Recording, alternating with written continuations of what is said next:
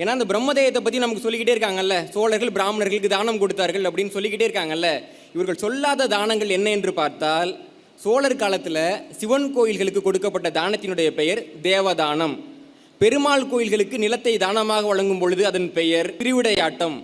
பௌத்த கோயில்களுக்கும் சமண கோயில்களுக்கும் வழங்கக்கூடிய நிலங்களுக்கு பள்ளி சந்தம் என்று பெயர்.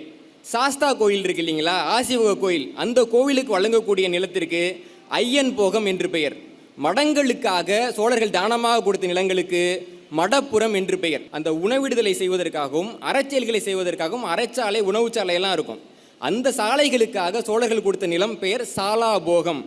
சிவன் கோயில் இருக்கக்கூடிய அர்ச்சகர்களுக்கு, ஒரு காலத்தில் தமிழர்கள் இருந்தாங்க, இன்னைக்கு யார் இருக்காங்கன்னு நமக்கு தெரியும். அந்த அர்ச்சகர்களுக்கு சோழர்கள் தானமாக கொடுத்த நிலங்களுடைய பெயர் அர்ச்சனா போகம். அந்த கிராம சபை கூடுவதற்காக ஒரு மண்டபம் இருக்கும்.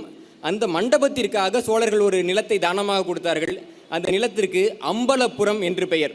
மருத்துவர்களுக்காக நிலங்களை தானமாக கொடுத்தது. அந்த நிலத்துக்கு வைத்திய போகம் அல்லது மருத்துவ பேரு என்று பெயர். பொதுமக்களுக்கு பார்த்தீங்கன்னா அந்த மகாபாரதம் படிக்கிறதுன்றது காலங்காலமாக இருக்கக்கூடிய வழக்கம். அப்படி படிக்கக்கூடியவங்களுக்கு கொடுக்கப்பட்ட நிலத்துக்கு பெயர் பாரத விருத்தி.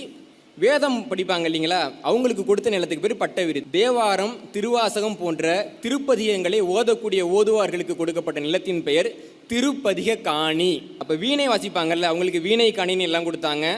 மத்தளம் கொட்டக்கூடிய நபர்களுக்கு மெய்மட்டு காணி அப்படின்னு, முரளியர் அப்படின்னு ஒருத்தவங்க கூட இசை போடுவாங்க, அவங்களுக்கு முரளிய காணின்னு கொடுத்தாங்க. ஒரு கட்பறை, ஒரு பக்கம் இருக்கக்கூடிய பறை கொட்டக்கூடிய ஓச்சருக்கு ஓச்சக்காணி அப்படின்னு கொடுத்தாங்க. சேகண்டி இசைக்கக்கூடியவர்களுக்கு சேகண்டிபுரம்னு கொடுத்தாங்க.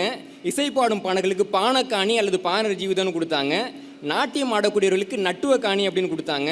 தமிழ் கூத்தாடுவர்களுக்கு கூத்தாட்டு காணி அப்படின்னு கொடுத்தாங்க. சாக்கை கூத்தாடக்கூடிய கலைஞர்களுக்கு சாக்கை காணி அப்படின்னு கொடுத்தாங்க.